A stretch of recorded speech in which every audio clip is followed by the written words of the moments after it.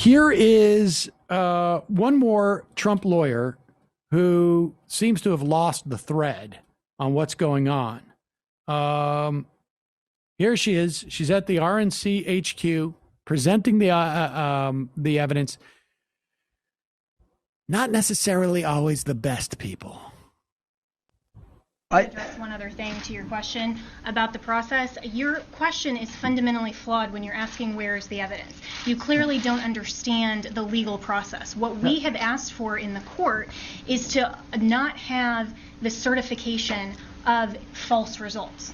And so to say, hold on a minute, we have evidence that we will present to the court. We haven't had the opportunity yet to present that to the court. We're giving you an overview and a preview of what we've discovered, but no court yet has we've had that opportunity. So the righteousness that they feel and the tenacity with which they push that we should just believe them despite lacking evidence, and that they have the right to subvert the electoral process and undermine faith in the democratic process, what's left of it, whatever, without evidence, and just saying, no, we want to hold this up and we're not going to provide any information to support us. Like, you can't prove a negative. You can't. Right. So they're muddying the waters, and they know they're doing it, I think, to some extent. But yet here's they have the thing. this righteous indignation that we would ask for any evidence. There's a process,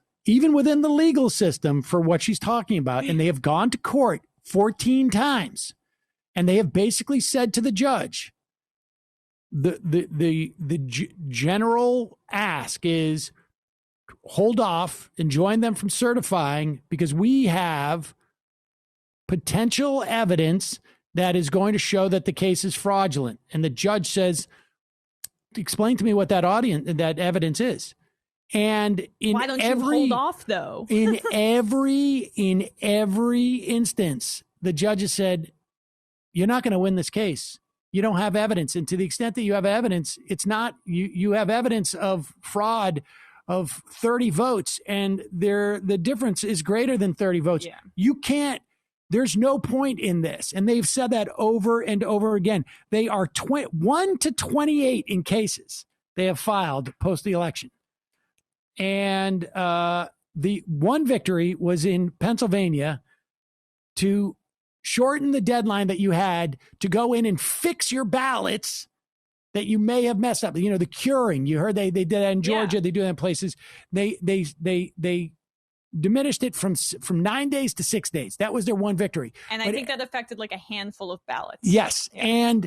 And the only, every other opportunity where they went in there and asked for stop the certification, we may have evidence. Mm-hmm. The judge said, well, you can't even establish that you have a reasonable chance of winning the case. That's all you need to prove. You don't need to prove the premise of your case. You need to prove that you have a reasonable chance of winning. And the judges are going like, you got nothing. And they can get away with saying this to the press up until, now where people are like, hey, you keep saying that you're going to have evidence. Where's the evidence? And it doesn't exist. How dare you ask that of me, you biased media? I mean, typical lib.